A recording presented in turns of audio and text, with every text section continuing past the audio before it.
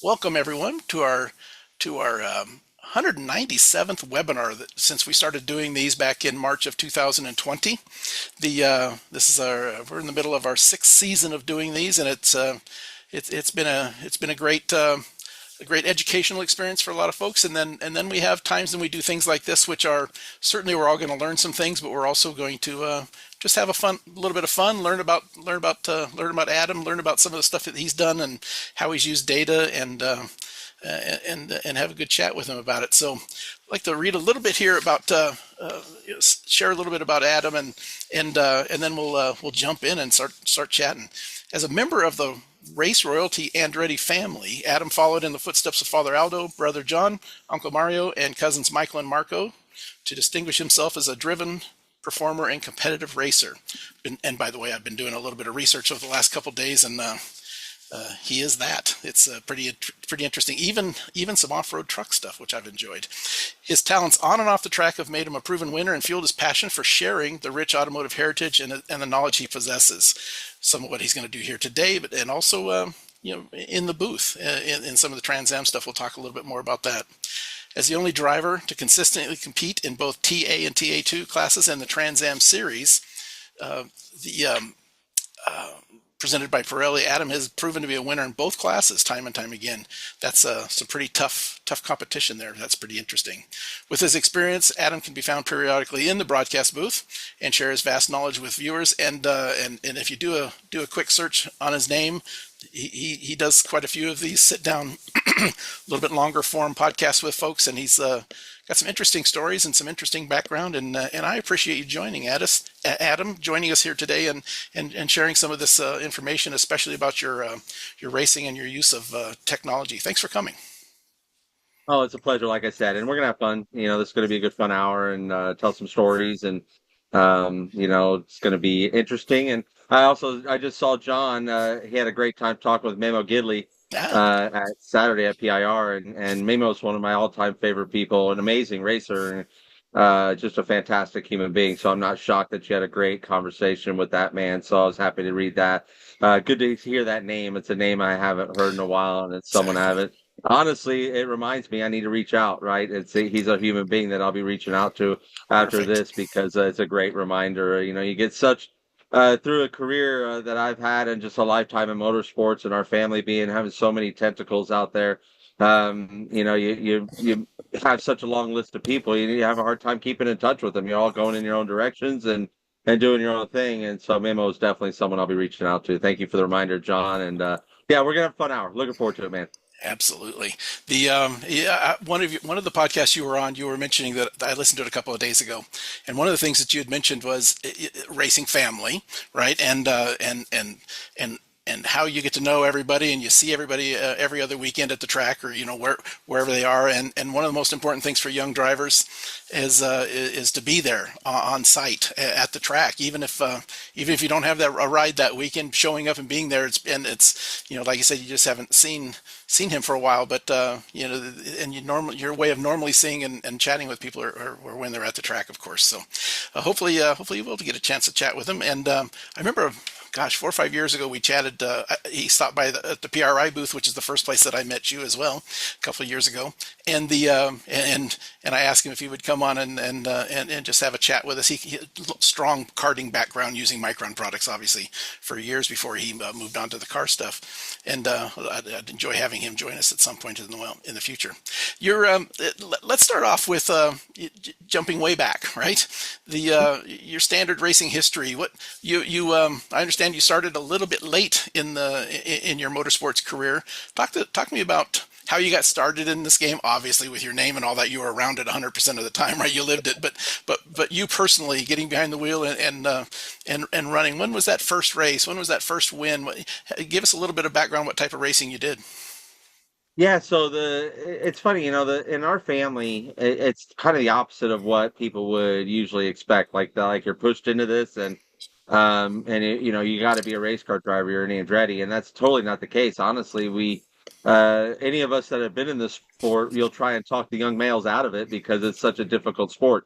It is so challenging, and there's only a few that are actually going to enjoy the success. So And in our family, and the pressure's always on, right? Because of that. So there's always those things. And so for me, I wanted to race from a very young age. I mean, that's all I ever remember. From 4 years old, my first memory is my brother John winning midget races and winning the USAC regional midget championship. Um, and I just remember what the reason why I want to be a race car driver. I didn't understand other than that's what my brother did, and what he just accomplished brought everyone so much joy. Everyone was just jovial about what had just happened. I mean, every single human being in our family, brothers, sisters, mom, dad, cousins. And I was like, I want to, whatever that is, I want a piece of that. And that's what you get out of the sport is just absolute pure joy. I'm 16 years younger than my brother John. So when my dad was like, when it would have been time for me to start karting at the age that everyone else started karting, my dad was really invested in my brother John's career, obviously, from maturing it all the way to where it was going. So it wasn't that my dad didn't he took me racing. He just didn't take me racing to go drive. As funny as that sounds, he took me racing as he wasn't going to miss any of John's races, and so therefore I got to go along. And not only that, my dad had me heavily involved. Like he introduced me to everybody that was around. He made sure I met media people. He made sure I met sponsors. He made sure I met other drivers, mechanics, all those, and got me around the paddocks of IMSA at the time, and eventually IndyCar, and the whole bit. So, and then when John got to IndyCar, my dad, because of him and my uncle Mario, identical twins. You can't even. I don't think any of us, unless you're an identical twin, you have no idea what that bond is like. None of us can even, think about that. So it's one of those things where, he went to my uncle Mario and was like, "Listen, do you mind if the guy, if my boy, if your nephew Adam sits in on debriefings with the engineers, he'll be a fly on the wall. You won't even know he's there. If he's anything different, you kick him out. He'll respect that." So I would go in there and just be very quiet, and I got to hear. And at the time, you're 10, 11, 12 years old. You don't know what you're gaining, until you look back and reflect. But I literally the best in the world. And Mario Andretti, and he's my uncle, so he's very open, and then I could ask questions afterwards if I didn't understand something. And a lot of those he got a kick out of. You get the laughter, and that was fun. As a kid, but nonetheless, it was an experience that you just cannot put into words. And there's not a price tag on that. Honestly, I think some of that was more valuable to me than driving at that age. I got such a degree and such a high level degree that so I wasn't really panicking. And then, as I started to get to turn like 15 and I was getting ready to turn 16, I'm like, okay, like when's it going to be my turn? This is starting to get a little late here. I'm tapping my wrist. And Terry Lingner Group Productions. I don't Oh, know if yep. any of you have heard of Lingner Group I Productions am. out there, Yep. but if you watched racing in the 90s into the 2000s, I mean they pretty much produced it. uh Thursday Night Thunder, all those classic awesome racing TV shows that we love. So anyway, Terry Lingner had Wednesday Night Lightning, which was the go-kart races, which is where Danica Patrick was announced to the world, right, winning go-kart races and stuff like that on national TV. This was run on ESPN2, and he had what was new is called these mini cup cars. So we're talking, this is 1994, in 1995, excuse me. My brother John had just completed his first year in cup, so it's just like perfect that he's got these little mini stock cars. And so Terry goes to my brother John. He goes, "Do you think your little brother Adam would want to drive one?" And John didn't have to ask me. He knew what the answer was. It would Yes. be a yes. So that was my first intro to racing. I give all that credit to Terry Lingner, and without him, and I thank him all the time. Anytime I see him, what a blessing he's been to me. Because without him doing that, it showed my dad that all the value that he had put in, that the path that we took was not a wrong path to take, because I was up to speed immediately. I took on very little coaching, and this is what my dad told me. In comparison to my brothers, who he started at 9 and 10 years old, they took a lot of coaching, right, on drive lines and things like that. I was already coached up. I was already listening to top drivers and engineers talk about corner approaches. As I'll get into a story later, looking at data and what that meant. And so yeah, it was pretty special stuff. And in that first year of racing, I was able to win my first ever race at Volusia County Speedway, and that was in near Daytona. And that was the weekend of the Pepsi 400, or yeah, was it the Pepsi or the Coca? No, Pepsi 400. Pepsi Excuse 400. me. Yep. Yep. Yeah, it's a Coca-Cola 600, the Pepsi 400. I know my NASCAR people, trust me. Um, but yeah, the Pepsi 400 back in the day, and that Fourth of July weekend, and well, it happened to be a mini cup race down in Volusia County on the half mile, and all I had run was that little velodrome, flat little track that was an apron built around a bicycle track, right? That they had for the Wednesday Night Lightning. So this was high banked, flat out. You were just going to go.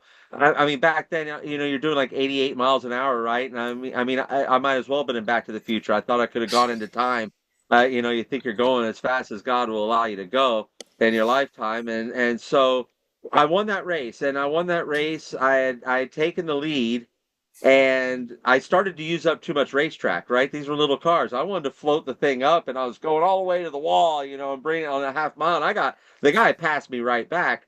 And as I came into turn one, my dad and my brother John are frantically waving me like, "Get to the inside, get to the inside." So I just held it to the inside. I passed for the lead again.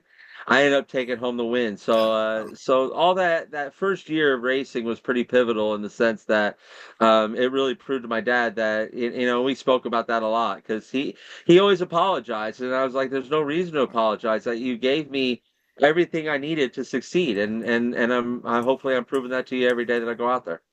Perfect. So that was your first race year, and then that was the first win. And what did you go after those kind of cars? Did you do any karting, or did you immediately when you turned 16 you're of age where you could start doing some sports cars or larger stuff, oval track stuff? Where'd you go? No, it was actually an interesting path. Yeah, it was through the PRI show where you and I met, where you alluded to. PRI show. There was a gentleman there named Bob Zecca, and Bob Zecca was the importer for OMP racing gear, and this driving suits and gloves. And I loved Ayrton Senna. What young racer growing up didn't love Ayrton? And he was Mr. OMP, and I was like, I mean, I'm meeting the guy that can. And so I hit it off with Bob, and I was like, and John had just signed with Richard Petty with the King, and I was like, what if what if I got you a NASCAR, and could I get something for myself? And he was so over the moon about that. He took me to driving schools and things like that. So I was looking like I was going to go right on the path that way into cars, and then it kind of just stalled out. It was hard to raise the money. I didn't have any experience.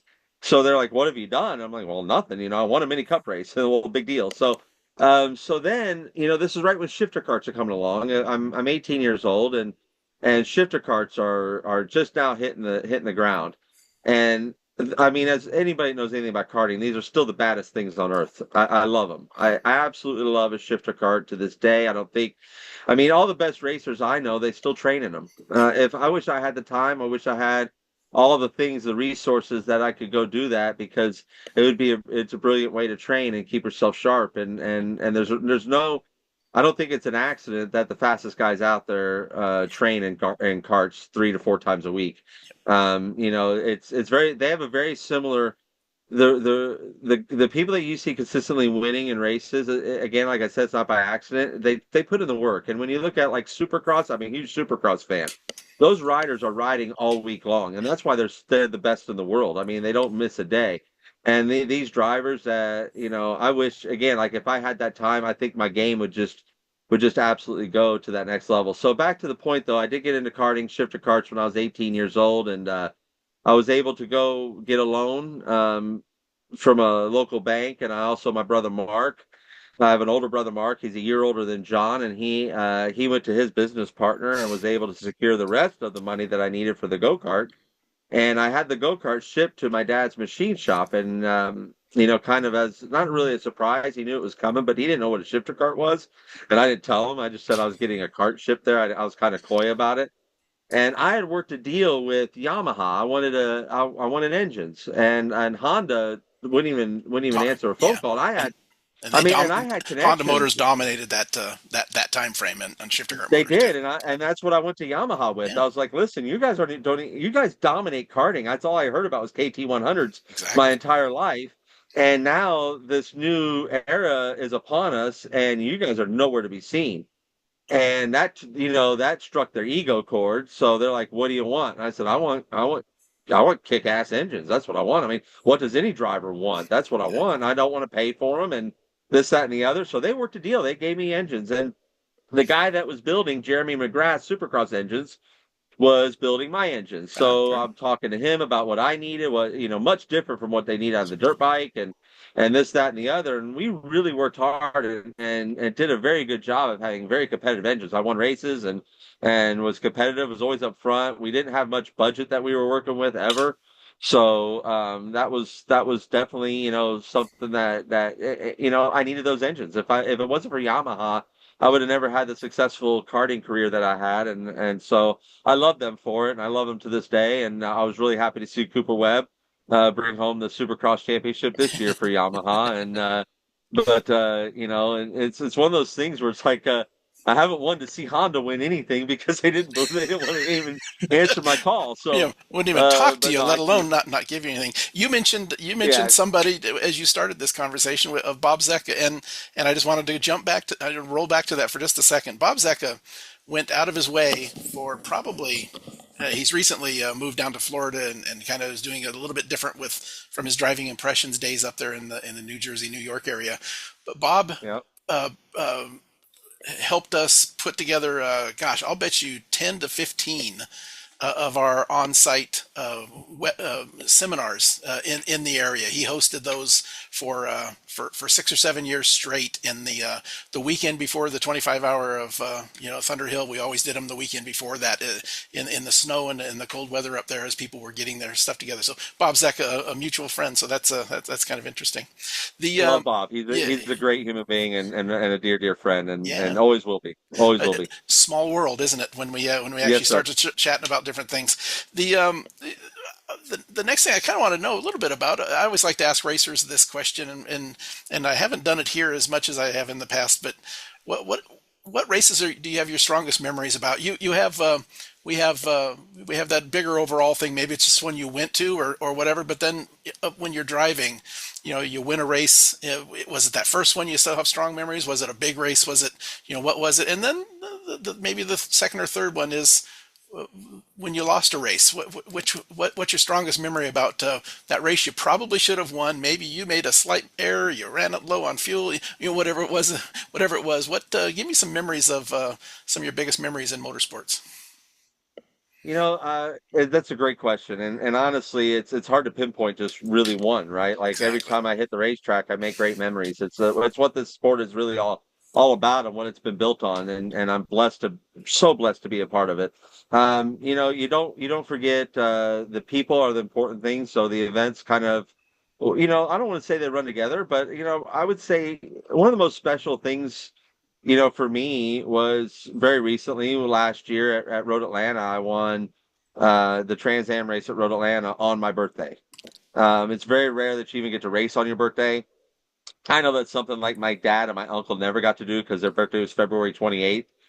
Um, excuse me. So to even get to race on your birthday is rare. To get to win on your birthday, to have all those pieces, everything that has to happen to win at that level, that is when it really kind of hits you home and hits hard. And I mean, and that, as it turned out, happened just a month and a half before my father-in-law had passed away. So we had some things that were really going on. So that one will definitely stick in the memory because you're able to then dedicate to him and because he's watching from a very rough place. And so that and also one of the biggest things about that was Claudio Burton, who has been a mainstay of the Trans Am series for 35 years, I believe, if not more. Um, his dream was always to build a chassis that would win a Trans Am race, and I did that. We won that race. We won. Ah, We completed that circle. Now the next goal is to win a championship, and that's what we're after this year. But that first goal was to win a race, to build a car that was capable of winning a race. Because to win a championship, first you have to build that car that's capable of that, and he was able to do that. And him and that group there with Damon and Terry, and now we've added Chase and Austin. It's just a phenomenal group of people that are there, and then my wife is part of the package deal. You're gonna get Tabitha and her expertise anytime I'm driving a race car. And I always joke around. I say that's how I know that she still loves me, is that she still cares to make sure that the car's going to stay together while we're out there breaking these speeds. But yeah, that's probably, if I'm going to pinpoint one right now, that's the one. And I think that's kind of human nature for racers. We're going to have try to have the shortest term memory possible, not dwell on things. So I would say the one that's sticking to me that really stings right now is Sonoma. I go into Sonoma this year with the points lead, and it was just it was a misjudgment. I mean, that's the simplest thing. I really thought that David was very aware of where I was. I had made that move in practice with him. So he had shown me the awareness earlier on. He had it in his head that he was going to let me buy in turn 11. Obviously, that's the higher percentage move. I would have, if I read his mind, I would have definitely done that. And then you all you do is reflect, and it's a crack of the throttle, right? That was the difference, is a crack of the throttle, and I lived to see a different outcome of that. So that one right now, Roger, is eating away at me, and it'll eat away at me till the end of this championship, because those were super valuable points that I just absolutely gifted to all of my competitors. giveaway points. We always hate when that happens. Obviously, you talk about the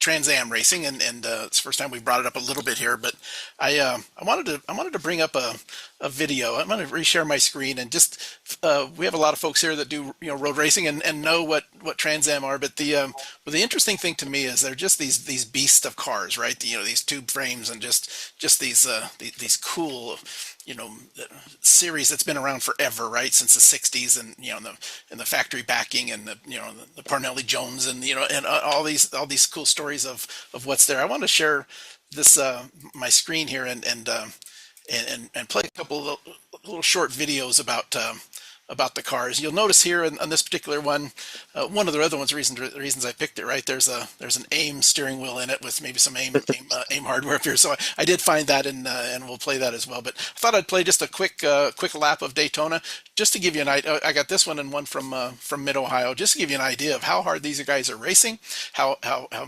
much they're going at it, how close they are, and the power and the brakes and the noise. It's just kind of a cool thing. So let's there. Make this bigger. A little background. This is my backup car, and our primary car, I blew a tire and it got crashed in practice, so I had to start at the tail. And this is us coming through in this backup car. Okay. I'll be honest with you. If they would have had one lap of yellow, if we would have got one yellow flag at any point during this race, I would have won this race hands down. That was the difference. Was this first lap of having to come through traffic was the difference maker in the race. But I think we drove up to second place in this first lap, if I'm not mistaken, or maybe it was seventh. I don't remember. It was something pretty epic, and it felt like a video game. You hear people say that all the time. But I'll bet it did. Yeah, it felt like a video game. And I tell you, you made mention of that steering wheel. That's still one of my favorite steering wheels. I loved it because it was very easy, very user friendly, and no matter what, the steering wheel is always on a dashboard. You're always going to have a steering wheel cut some part of the screen off, and you're going to have that challenge. And with that wheel, you never had that, right? It was always right there. And so I was a big fan of that for sure. Interesting coming up here to the bus stop. An interesting. Everybody jams up here in a second. It's kind of interesting. There's one of Matt's customers he works with a lot there in the '97 car. There's dust and smoke and grass. Instead, I did off-road trucks. I did off-road Trans Am too. photographs flying around inside the car. It's just a Trans Am, just such a fantastic series to be a part of. I am sure. I'm gonna pause that one and let's jump up to the Mid Ohio one. It's a little shorter even yet, but I think it shows a little bit about the cars and some of the stuff that you see. Again, just cars everywhere. This is like my favorite track to go to. I love Mid Ohio, and it's everyone says you can't pass in Mid Ohio, and I tend to disagree. I think there's plenty of places to pass, and you just got to get very creative. And I think that's what I love about it is you can find your way around. And I keep on finding Matt's boy here, behind Sheehan again here in the 97, the yellow 97 in front of me. But yeah, it's one of my favorite tracks to go race on, and yeah, I will definitely always argue with that. Yeah. Hey, thank you, Kyle. Yeah, I agree with Mid Ohio, but also thank you for the support of our racing family. We appreciate that, all of us. I can speak on behalf. We would do nothing without the support of all of you. Probably seen enough there, but that's I started to watch some of the video of you, and I got pretty quickly. I got to the point I thought, oh yeah, he is going to throw it in there. He is going to. You like Yeah, I like to put on a show. you seem to like a loose race car, and you're using all of those rear tires all the time. So that was kind of fun. The let's jump in a little bit into some of the data items. I thought everybody would like to see a little bit about what Trans Am looks like from the inside out. That's kind of interesting. The data you you've been at this a while, and your first experience that you can recall with data. I'm assuming that some of the stuff you ran with early you didn't have data, or it was at least fairly rudimentary. But Yeah. what was your first experience with data, and what was your thoughts when you started to see it? You saw the value. Obviously, you were in the trailer with high-level engineers before you ever started running it. So you had this mindset of, I see the value of this. When you actually got in the car and started to work with it, how did you jump in? Yeah, I was all in because of that early education. I was 10, 11, 12 years old, hearing obviously 75% I was hearing didn't make sense. And that's why I was so blessed to have an uncle that had some patience to explain, and all his engineers too. The engineers were always, always happy to be kind to me. I'll never forget how nice I was. 8 years old when Adrian Newey, and we didn't go through data with Adrian, 1987, but Adrian, would sit me in my uncle's car and would, chat me up and just be a really kind man. And I didn't know he was Adrian Newey. And then all of a sudden you grow up and he becomes who he is, and the whole bit. And then you realize again how blessed you are with all this stuff. So yeah, my first experiences were not, relating it to my own driving. I honestly couldn't wait to do that. So yeah, when we went karting, at the time, Pi Systems was pretty much, like it was in every Indy car. It was what you saw everywhere, and because I was at the IndyCar races, I was able to meet these people, and then hey, I'm getting a kart, and I'd love to put some data on it, and I mean, so then they're just so kind and load you up So you and just take happened to care of you. grab that Pi dongle out of the computer bag, right? And you Yeah, you had the that's software, right. That's right. No, so I had a cart that had I tell you, when it came down to it, when in karting the biggest thing was it got our jetting right. It got our jetting and our carburetor right immediately. It got the gearing right immediately. Um, all the little technical bits that usually take a session or two without data, we got there right away in the session. Like we would get in the session, and right away we would know about gearing, because we'd come in, my dad would plug in and he would say, yeah, all right, yeah, no, this gearing's off and we need to do this with the jetting. And we would make the adjustments if needed, or we would make them from session to session. But we knew when we made the adjustments, they were the right ones. There was no guesswork. So then you saw more and more people actually. This was in the late '90s, so it wasn't a bunch of data on karting back yeah. then. It was just now starting to come on. You just had basically little micron dashes were most what had a little lap timer on it, had your exhaust gas temperature, and basically any of those, and your RPM, right? Your important data points that you needed, but it didn't log a track, and it didn't tell you, where your braking points were, and where your corner speeds were, and pressures, throttle position, all those things that you obviously get out of today's stuff. And as I was getting out of things then, again, it was you live a blessed life, and you realize it, and thank God, because I would have never had the budget for any of that. I barely had the budget to get the racetrack. I got a loan. When I got the loan, it was to buy the go-kart and a pickup truck. And my dad goes, "What'd you get? How are you going to get this to the racetrack?" I said, "What do you think I got the pickup truck for?" And I'm going to throw it in the back of the pickup truck. And he goes, "Well, where are you going to stay?" And I said, "That's why I have a tent, and they'll let me camp at the racetracks." So he didn't let that happen. The first race, he's like, no, let's load the go-kart up in the trailer, and he had a snowmobile trailer, and then it went from let me use the trailer to what if we towed it with the van, and I paid for a hotel. And I was like, yeah, that'd be great. And then he was absolutely all in, because we were just, he saw the desire I had and what I was willing to put on the line to get there, and the support was absolutely unbelievable my whole life.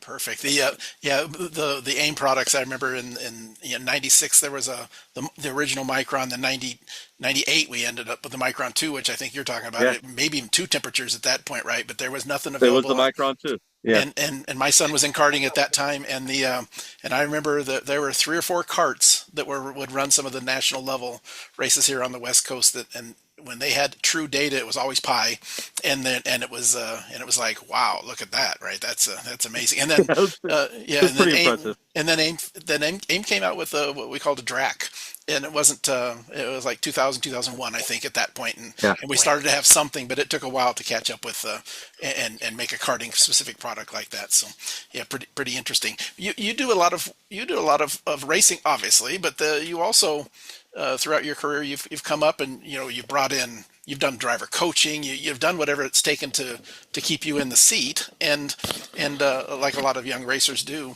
When you're working with data with other drivers, and you're the fast guy at that point, you've brought them in, you're helping coaching them, right? You bring across some data. What is it that you like to work with them? You've got that whole data and video pieces, right? Is video your first go-to, Yeah. and then you back it up with data, or is data and you back it up with video? And how do you approach teaching a client?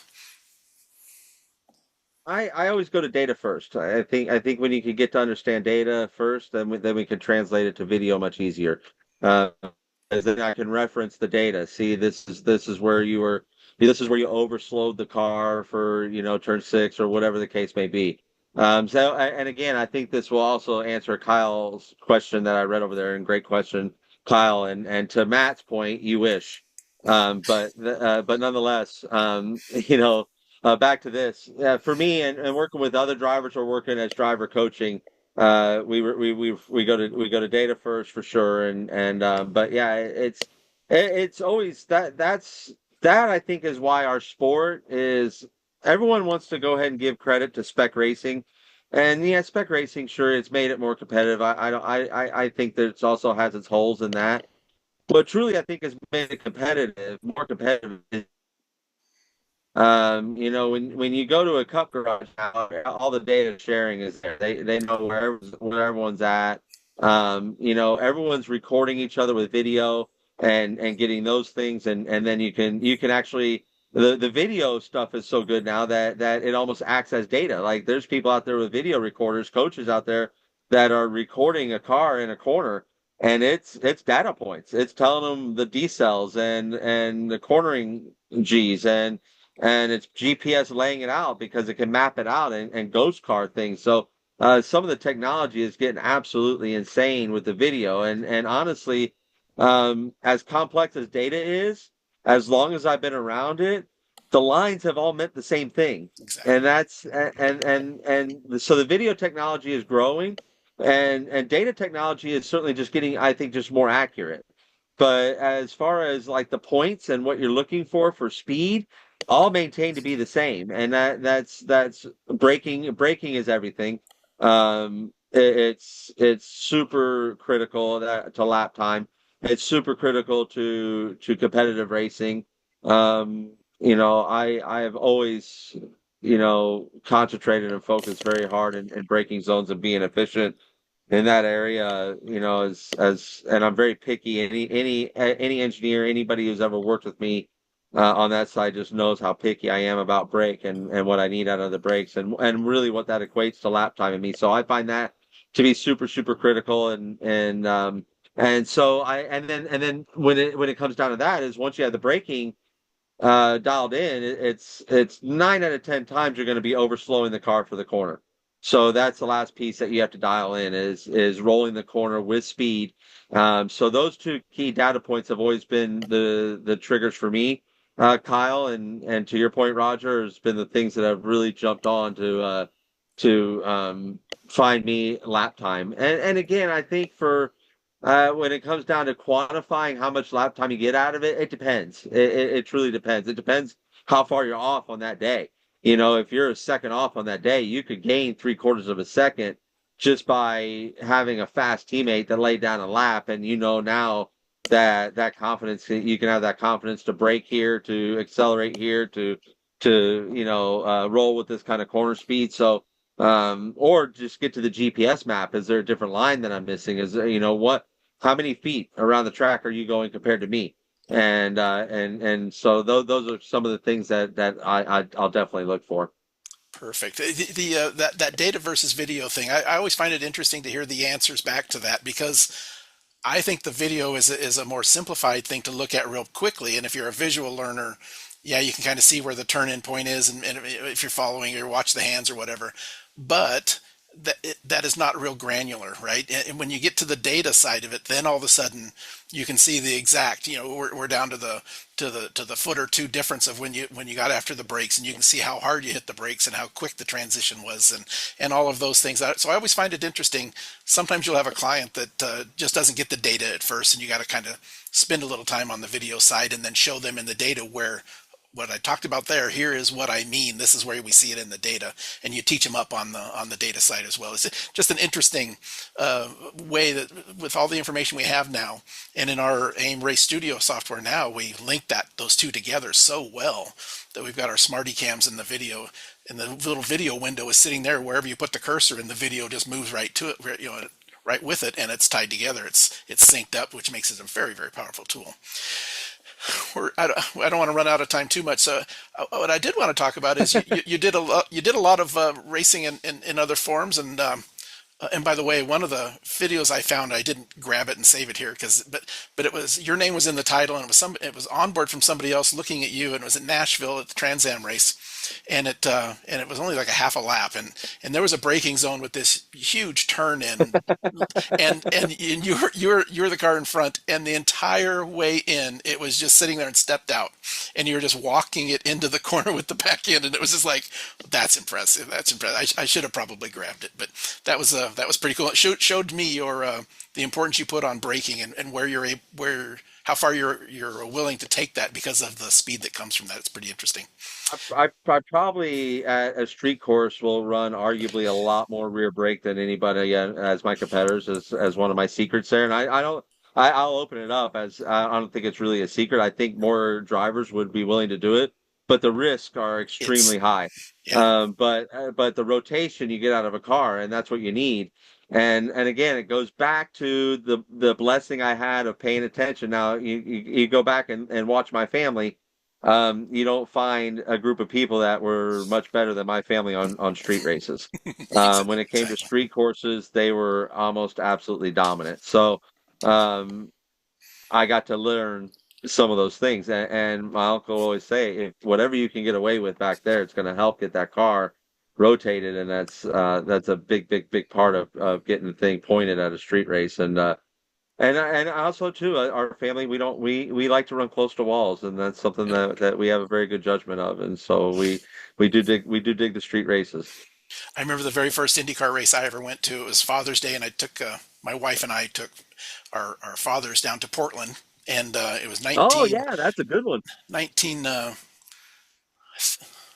'89. 88? It was the very first year they were there. I just don't remember the exact year, Might but have been 86, actually. I think it was it might have 86. been 86, I think it was 86. but it was Michael Andretti's rookie year, and him and 86. Al Jr. And they were racing right up front, and Mario was up there as well. But I remember being uh, in awe that I'd never seen road racing before. I was an off-road racer, so I went there, and they started off with some SCCA had some mini pickups that were road racing. They were brand new at the time. It was not the NASCAR trucks, but it was. And they started off, and I'm going, oh, those are pretty quick. And then, and I think it was Formula Atlantic was next, and it was like, whoa, that was crazy. And then mini Indies, and then when the Indy cars came out, it was like, holy crap, that's amazing. So, but anyway, the speed and the and Michael's ability to come into pit lane, it was before they had pit road speed limits, and it Oh, was just like, oh my gosh, it was amazing how much they'd hang it out pre there. pre pit road speed limit. I tell people all Think the about time. that. That's where I'm very grateful that I at least grew up in that era. That I knew what that looked like because that's where our seats were for the Indianapolis 500 Ah, forever growing up. Apologize with my allergies here; it's that's okay. pretty pitiful. But growing up there but our there was always right behind the pits because that was the most exciting. And you seeing these guys coming down at 200 miles an hour, and they're buzzing. They're like within 6 inches Oh, of pit crew, like oh, human beings flying, sled. flying. And I mean, the control that these drivers had, I mean, it was absolutely epic. So, if you didn't get to enjoy that era, I apologize, but it's definitely worth looking back at video. Old Formula One footage is Oh, insane because you got people that are jumping out of the way and they're just blowing whistles, and they had really no regard for human life over there, over here. And I believe, if I'm not mistaken, is the reason we have pit road speed limits was Emerson Fittipaldi and my cousin Michael at Long Beach had a really vicious wreck that almost could have hurt a bunch of people. So yeah. PIR first kart race in 1984. Thank you, John. Yeah, 1984 Eh, makes more sense. that and the 84 rings a bell now that you said that. Okay, thank you, John. I appreciate that. And the for the race day, we got seats in a grandstand that were right behind the first couple of pit stalls, and so we got to see them coming in at this speed and locking them down. Just amazing thing. So the Trans Am series is home base now for you. You've put a number of years in there. I'd like to talk a little bit about your experiences in the Trans Am series, and from the racing side to doing commentary for if you're running only one class, you're always on the microphone doing some other stuff. That's how I got to know a little bit more about you. I watch a lot of Trans Am races on online and on TV, and got to hear you do some of that stuff there. Where do you think that's going for you? You're obviously enjoying yourself. I think you're doing well. You're in the top two in points. What, four races into it with 3 second places. That's got to get a little frustrating after a little bit, right? But you'll get there, I'm sure, Yeah, it soon. But does. what yes, it does. Trans Am series. What do you think about it? And are you going to be there for a while? Yeah, I mean, this is my home. I made a home here 10 years ago. I was blessed with again with Engineered Components Company, ECC Motorsports, and the Hendrickson family, AJ and his father Arnie, and his mother Barb, and the whole entire family. And they had been ARCA racing for like 30, 35 years, and it got pretty frustrated with the kind of the bureaucracy that was going on in that series. So, and then this was right when TA2 was coming out. So they, and they've done business with Chaz Howe for many years. And Chaz, so they bought, I think, four of of his first 10 cars that he built.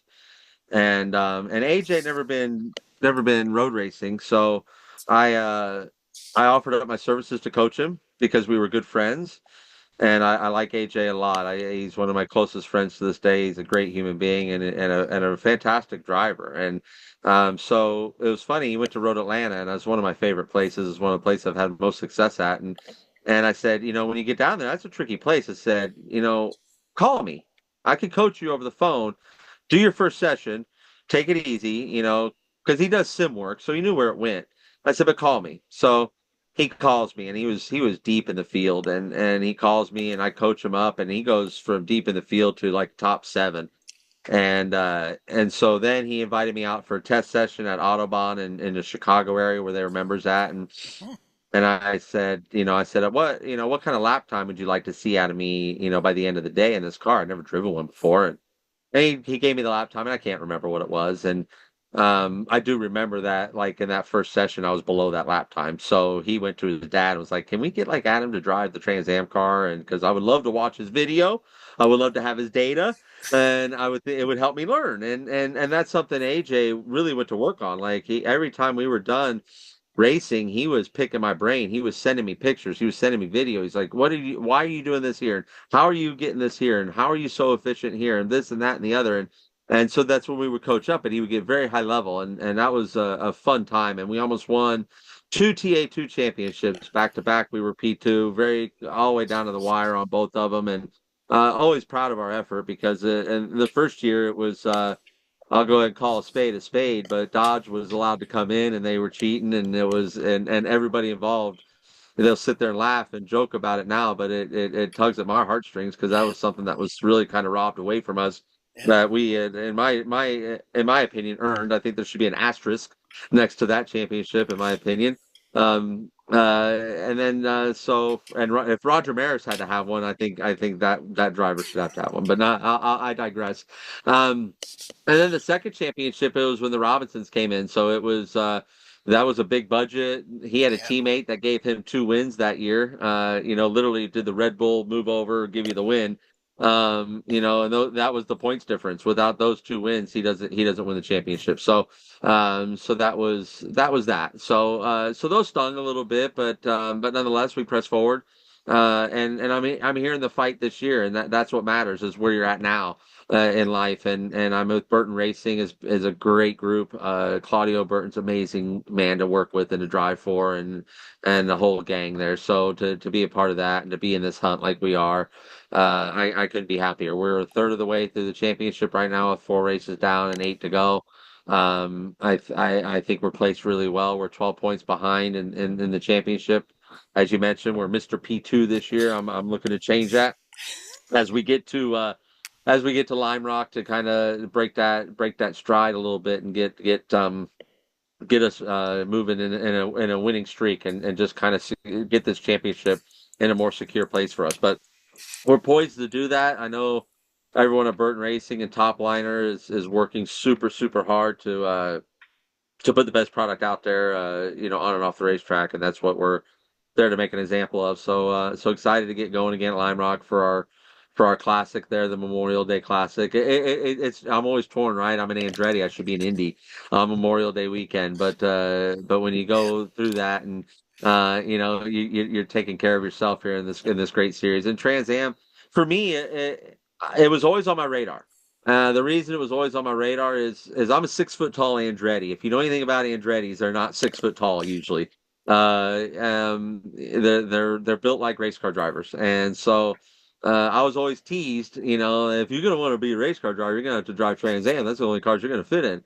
And I always looked at Trans Am. Then I paid attention. That's when Trans Am was around all the IndyCar events, and I was like, man, these cars are killer. If that's where I end up, I'm gonna be perfectly happy. Yeah. Boy, No problem. no problem. And then as I grew up, and now you're making a name for yourself, and then this opportunity comes with ECC Motorsports and the Hendrickson family, and AJ is probably the biggest statistician that I know. Like he really cares about stats. And he's the one that brought it to my attention. He goes, no other Andretti has ever competed in Trans Am. And he goes, and think about that, Adam. They've done everything else. They've done everything else. I mean, everything else that's four wheels in the United States of America on a high level, at a professional level, they've done, except for Trans Am. You get to make the name, the Andretti name for Trans Am, and that's something that I've been very just humbled by. It's such a it's the people that have gone before and really made this name what it was. My dad, my uncle, my brother, my cousins. It's humbling to be the one that gets to say that when the people are reflecting on the career of our family, they can look everywhere and they're going to see at least one of us. There won't be a gap anywhere, and that's something that I consider a massive blessing. Yeah. Pretty cool that you found a spot there. They are not a a minor league series. No, Definitely the talent level there. That TA2 class. Often 40 cars, top 20 can win the thing. The numbers are amazing, and how fast they really are. It's pretty cool thing to watch. a You Trans Am car, just real quick, a Trans Yeah, Am car is 192 miles an hour. I was last year at the end of the front straightaway at Road America. 192. That's what an Indy car is yeah, at the end of the front straightaway at Road America, and they are 15 miles an hour faster than us leaving turn 14. yeah.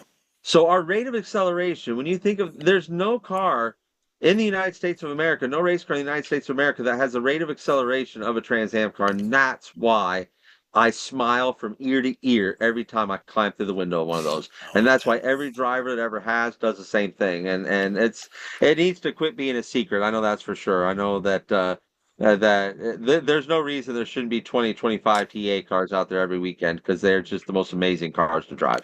And then you're heading straight to Lime Rock here in a couple of weeks, and you've got this almost literal bull ring, right? That you're going to go race on. And I The remember my Bristol of son. road racing. Yeah, yeah. We went there. My son went there and raced in the thing they called the Ford Racing Mustang Challenge for a couple of years, and he was leading that thing, and we went there, and I remember those cars were basically stock, and his pole winning time for the event there was 59 seconds, and these cars were virtually stock. I don't know what a That's fast. That's fast around yeah, there. you got to be in low 50s, high 40s, right? I don't even know, but We are. it just things are It, ripping, and the power and the tires and the brakes that those things got, that's got to be, you got to be getting dizzy, as part of that process there, racing that race. So that pretty cool place to be though. it's a great place to be. And actually, a Absolutely. fun fact, that's where my Uncle Mario won his first ever road race here in the United Ah, I States, did not was know at that. Lime There you Rock. go. Yeah, There you yeah. go. One of the biggest memories I have of Mario, it was sadly it was he jumped into an Indy car at Indy, right, and late after he'd retired, and backflipped that thing over, and it was just like, oh my goodness. And I'm so happy to see that he jumped out of that thing. That was crazy. Thank you. Tough sport, tough sport, especially the era It that is. your dad and him grew up in the sprint car world without roll bars and with darn near leather helmets. I mean, it was probably better than that, but for It's what them ended to, my dad's career was yeah, was the lack of safety. yeah, That was it, and that's the chance he took. I mean, he's lucky yeah, that's all it ended, right? yeah, There was only a 30% survival rate in that era.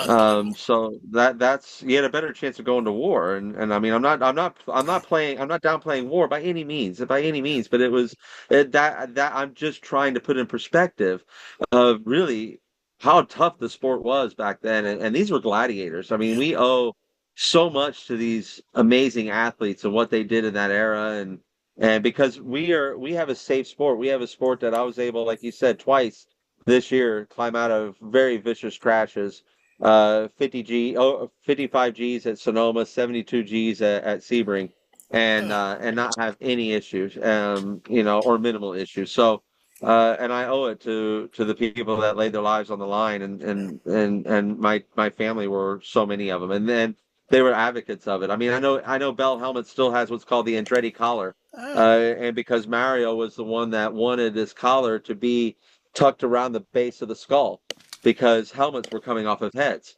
And so now it's just standard, but you yeah, used to have to order a helmet with Andretti collar.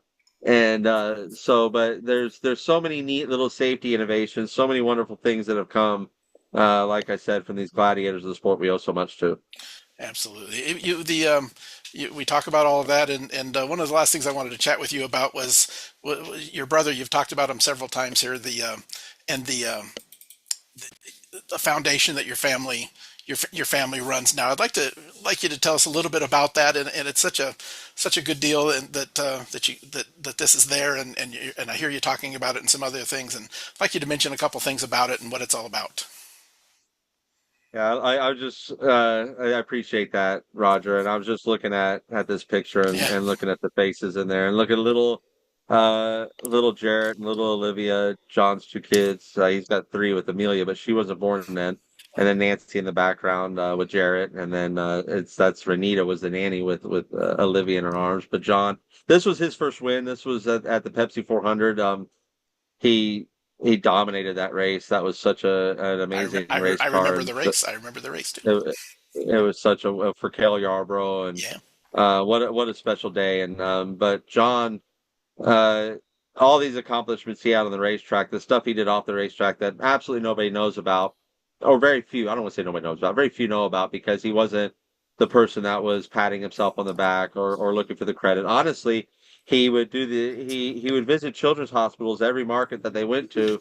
And during his NASCAR career, and but he would only do it on the stipulation that they could not invite press. They were not allowed to invite any outside source. He was just strictly there for the children and the children's families. And he would go and he would literally spend that time. And in those days, he didn't have a lot of time. But he always found it. He always made it. And so when he was struck with colon cancer, he's a very private man, as I just stated. I mean, all that leads to how private he is. And colon cancer is a very private illness.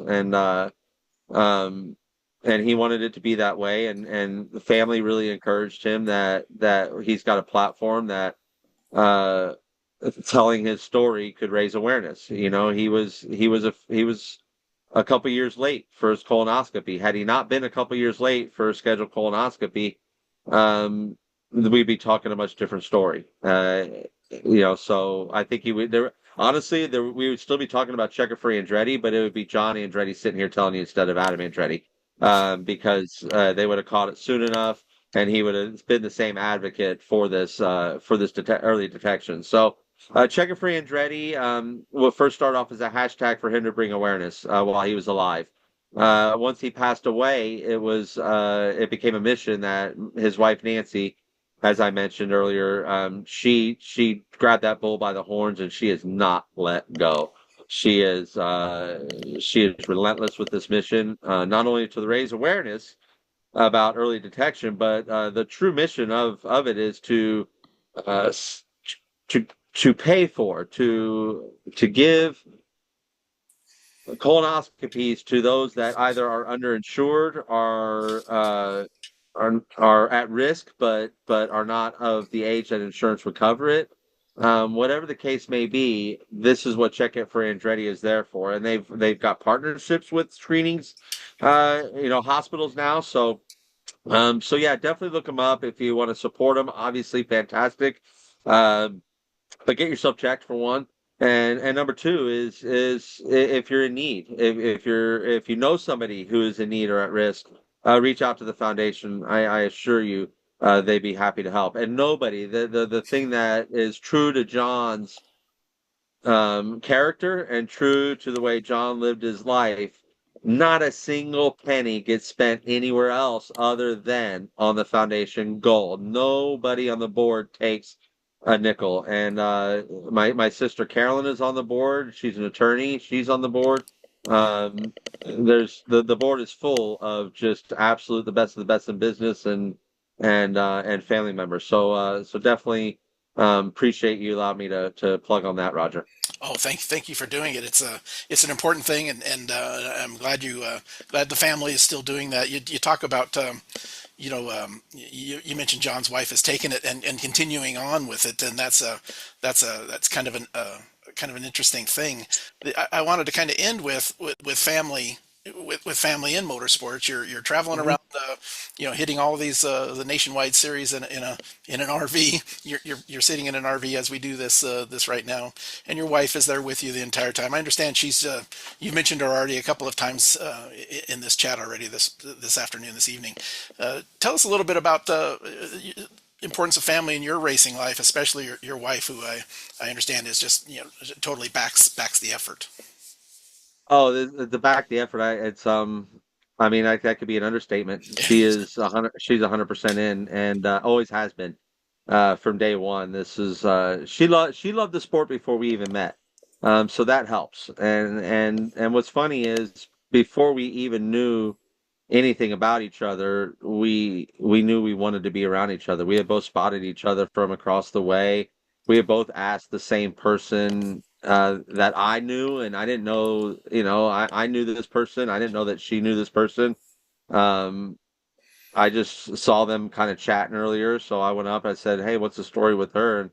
And I didn't know that the conversation he was she had come to him to ask about me, and if he had knew me from somewhere, and he goes, "Why don't you quit this high school stuff and just talk to each other?" And No, that's so that's funny. that God has a great sense of humor, and so that there's he put us together, and he knew he wanted us together.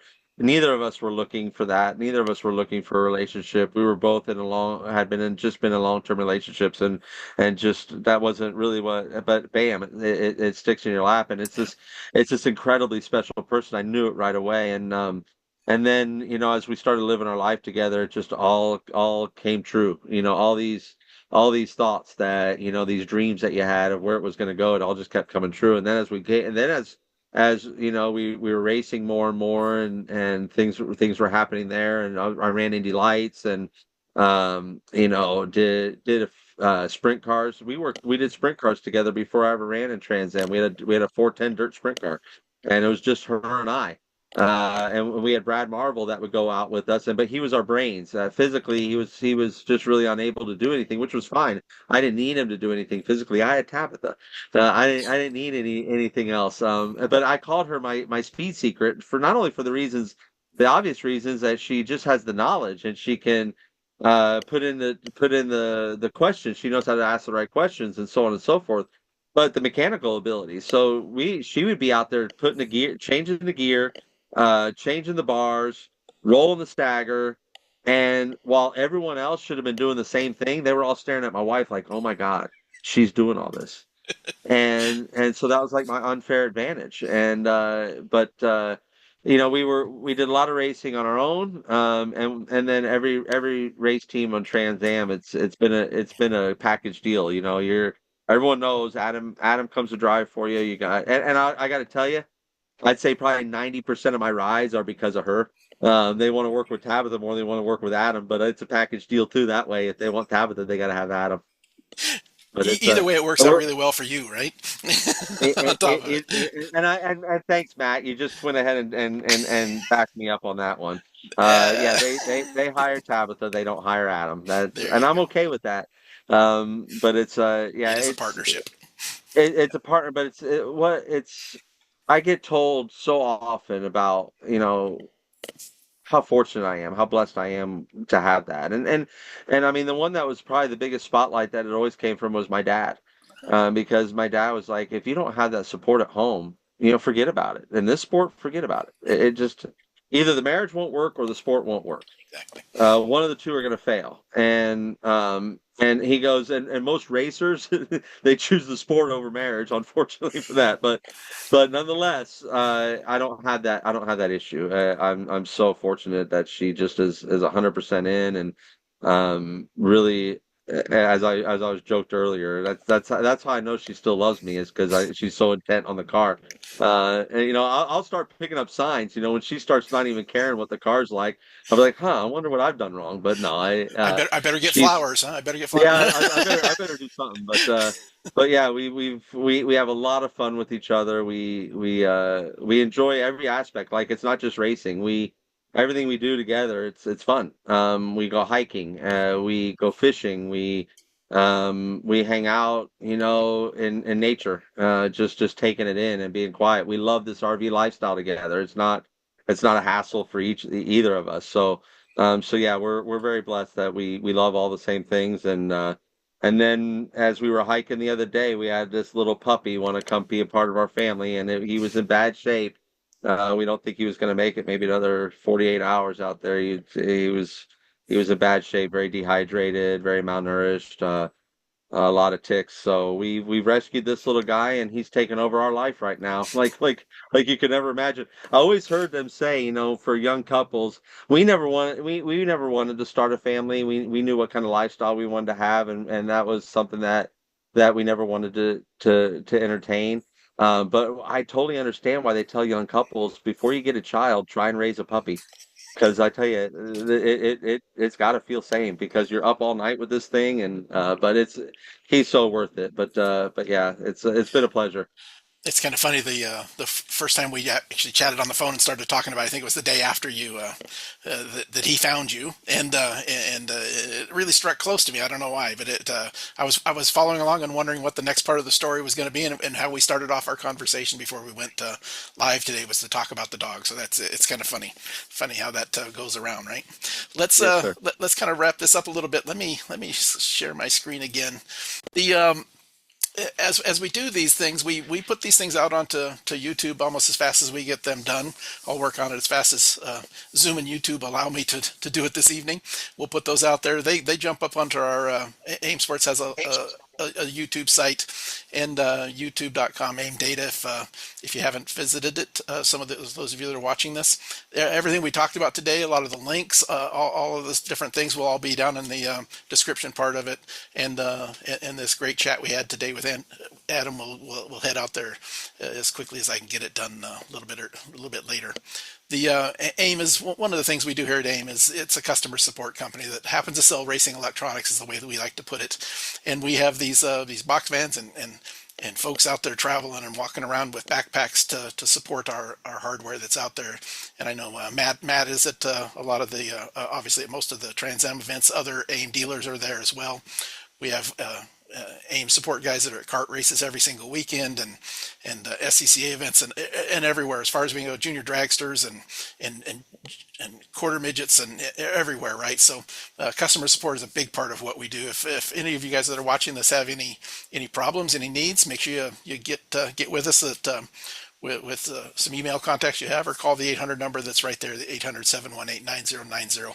A big part of what we do is providing support. We want to make sure that everybody gets what they need out of them. So I appreciate Adam, you stopping by, and what I'd like to do is maybe at the end of the year, maybe over the winter or something, maybe we can get back together and chat about how the rest of the season went. We'd like to tie these up. One of the things we're going to do here in the next couple of months or so, we met and worked together with a Pikes Peak racer that raced for the very first time up Pikes Peak last year, and is getting ready to run up Pikes Peak again here coming up soon. And we're going to have him join us again, Tom Tang, and he's going to join us and talk about all the preparations getting ready for Pikes Peak. So we like to kind of stay in touch with some of the people we chat with. So we'll have that one coming up, and I'd love to have you come back and join us at the end of the season. It would be great.